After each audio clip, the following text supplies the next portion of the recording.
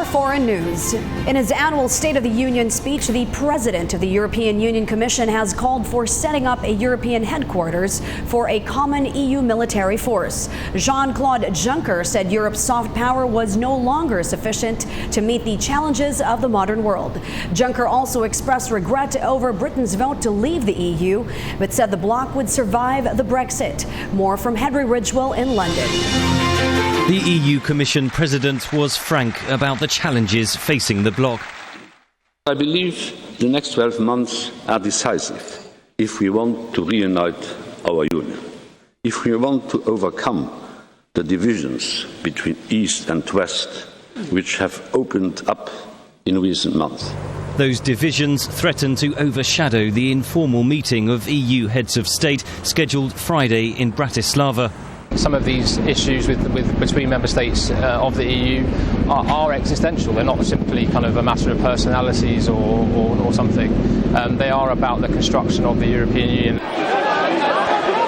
Eastern member states, including Slovakia, have resisted Brussels' plans for a compulsory quota system to resettle refugees across the EU.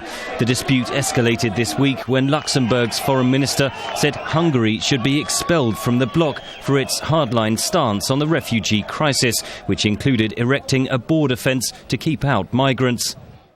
I'm urging the Slovak presidency to bridge the divergences and differences between those who are reluctant to integrate refugees in their societies and those who are convinced, as I am, that a fair share in relocation and resettlement is of the essence. But the divergences between East and West go beyond the refugee crisis, says analyst Stephen Booth.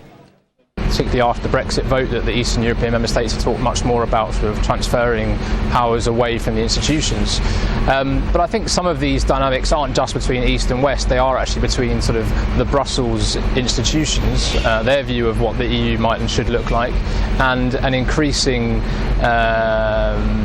desire from all member states to sort of be a much more intergovernmental approach.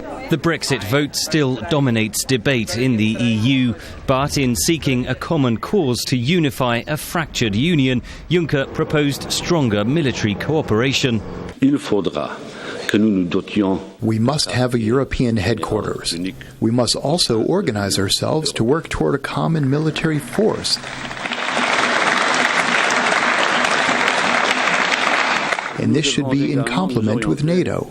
More European defense in Europe doesn't mean less transatlantic solidarity.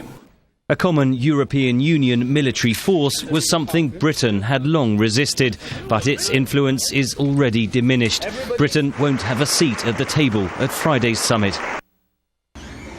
Ako po si Cathy San Gabriel. Subscribe na sa PTV YouTube channel. I-click lang po ang subscribe button.